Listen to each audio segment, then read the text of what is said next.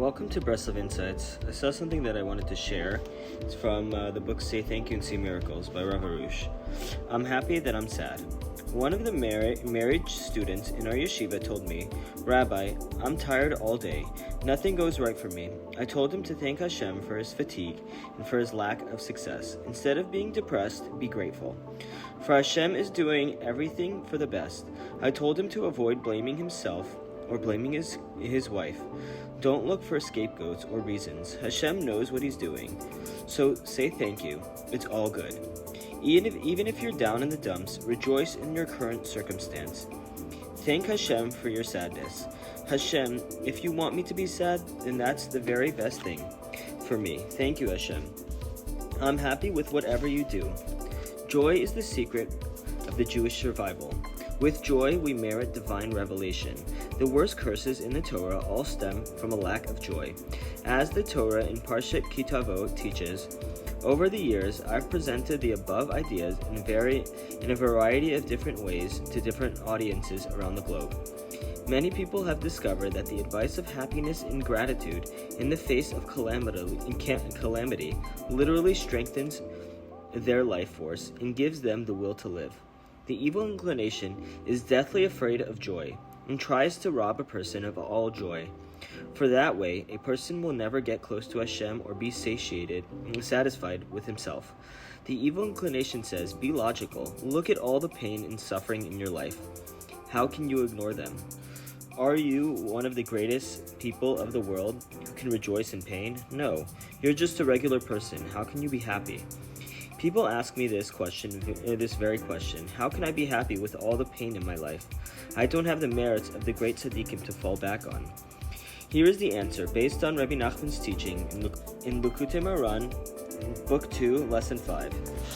1. Every tiny mitzvah or compassionate deed a person does has infinite worth, way beyond what any mortal can fathom. Don't think that you are small or regular. Imagine that every time you give a coin to charity, 1 billion spiritual dollars are deposited in your heavenly bank account. Any time that you put on tefillin, light Shabbat candles, or visit a sick person, another quadrillion merit dollars appear in your credit. The list is endless and mind-boggling. 2. Be happy that you consider yourself small, insignificant, and undeserving. This even greater magnifies the value of every mitzvah you do. Despite your smallness, Hashem chose you to do a lofty deed. Thank him accordingly. 3.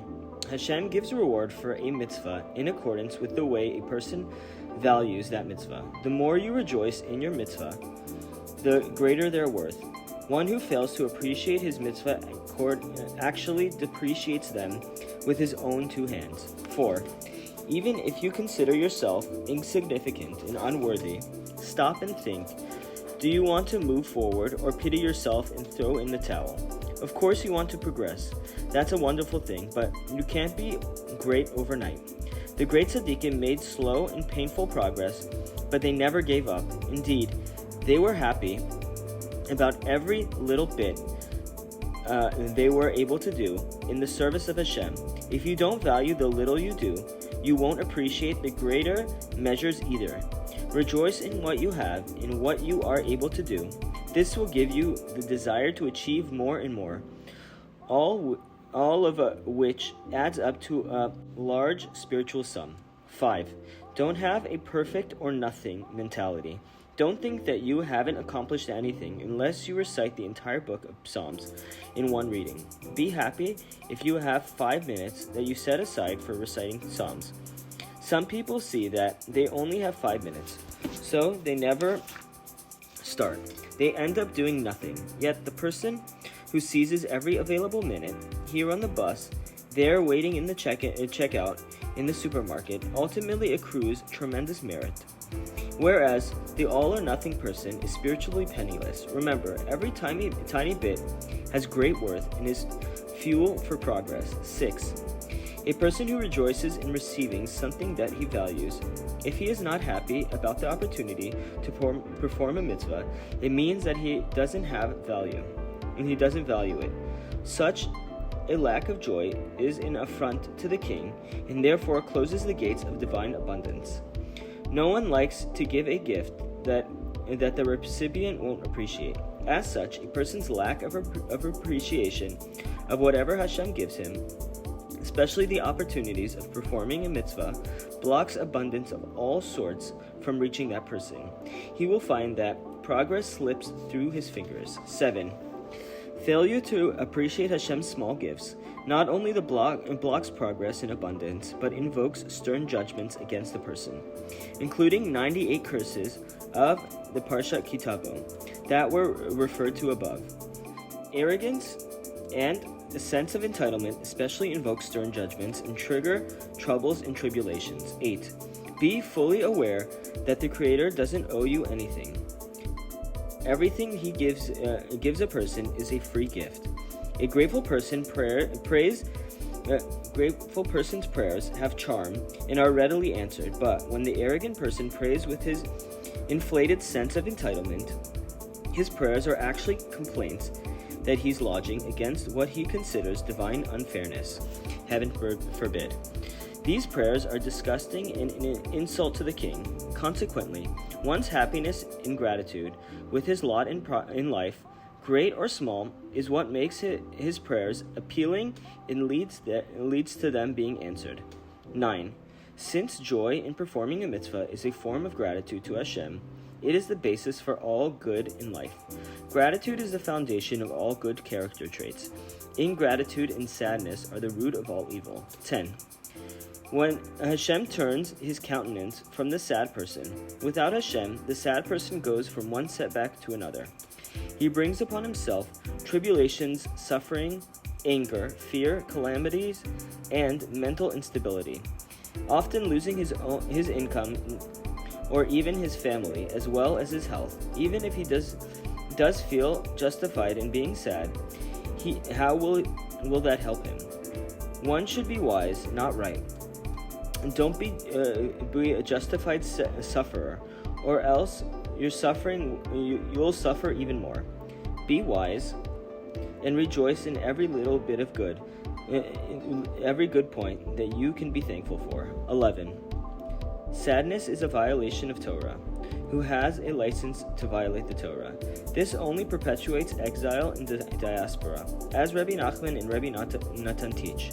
12. Our sages teach that the divine presence dwells only in a place of joy. Hashem is with joyous people. All blessings accompany joy, as well as miraculous salvations. Rebbe Nachman, therefore, said that it's tremendous mitzvah to be happy always. All the above applies to a person who only has a few mitzvot to his credit, or to her credit. Even so, they can rejoice. But, in truth, the Gemara says most people are full of mitzvot, as pomegranates have seeds. The feelings that a person's mitzvot are small, insignificant, and worthless stem from the evil inclination's lies. The evil inclination seeks to blind a person of his own worth in order to strip him of his joy in life and his power to serve God. Take time to elevate yourself and the good you do every day.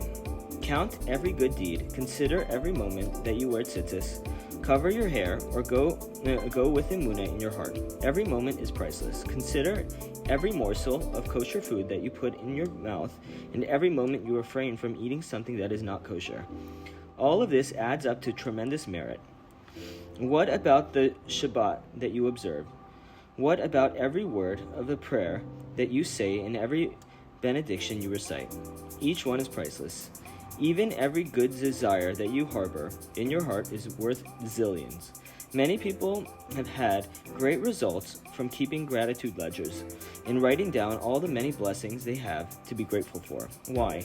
The evil inclination tries to make a person forget about the good and focus on the seemingly bad.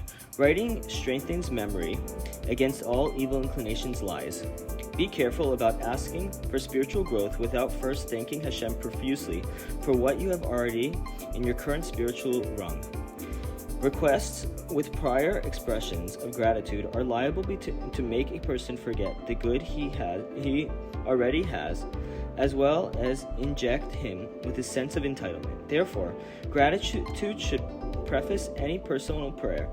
A person should ponder all the good that Hashem does for him, from every little heartbreak from every little heartbeat to every tiny mitzvah, so that his thanks will be sincere and not mere lip service. This is the path of true progress in any endeavor, spiritual or otherwise.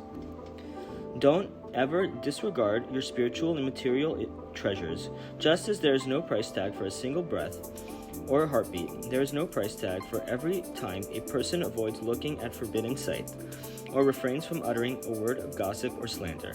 Be happy with any tiny achievement, for it all adds up very quickly. Thanks, and we'll continue tomorrow.